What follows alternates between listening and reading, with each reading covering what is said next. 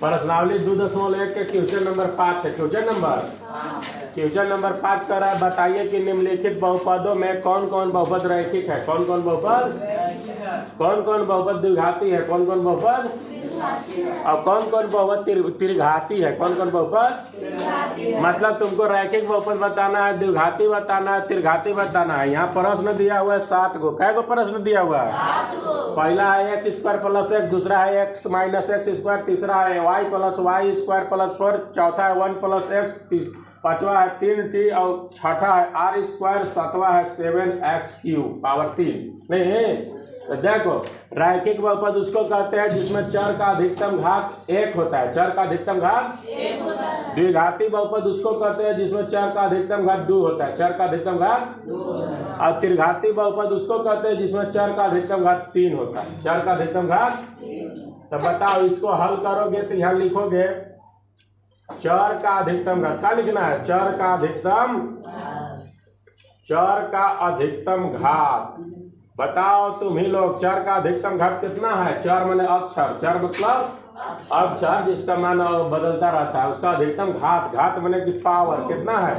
यहाँ 1 है, कुछ नहीं होता, यहाँ 2 है, तो सबसे ज्यादा पावर 2 ना होगा जी। तो सबसे ज्यादा 2 होगा तो उसको क्या कहते हैं? द्विघाती बहुपद। लिख देंगे कि यह द्विघाती बहुपद, यह द्विघाती बहुपद। समझ में आया? आया कि नहीं आया? ये हो गया आंसर। अब देखो, यहाँ कह रहा है कि बताइए कि x - x² कौन बहुपद है, रैखिक, द्विघाती, त्रिघाती। घात में देखेंगे जी। इसका पावर कुछ नहीं तो 1 है, इसका पावर 2 है, तो सबसे ज्यादा घात पावर 2 है, तो कौन बहुपद होगा? सेम यही वाला लिखाएगा।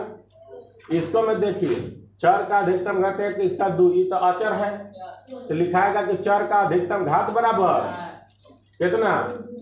2। इसलिए यह कौन बहुपद? द्विघाती।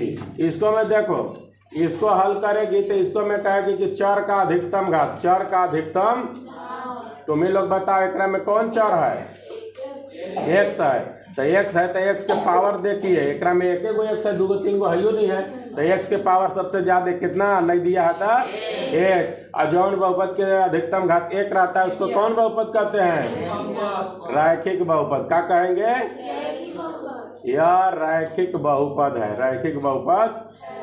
अब आप सब तुम लोग बना लोगे सब तुम लोग।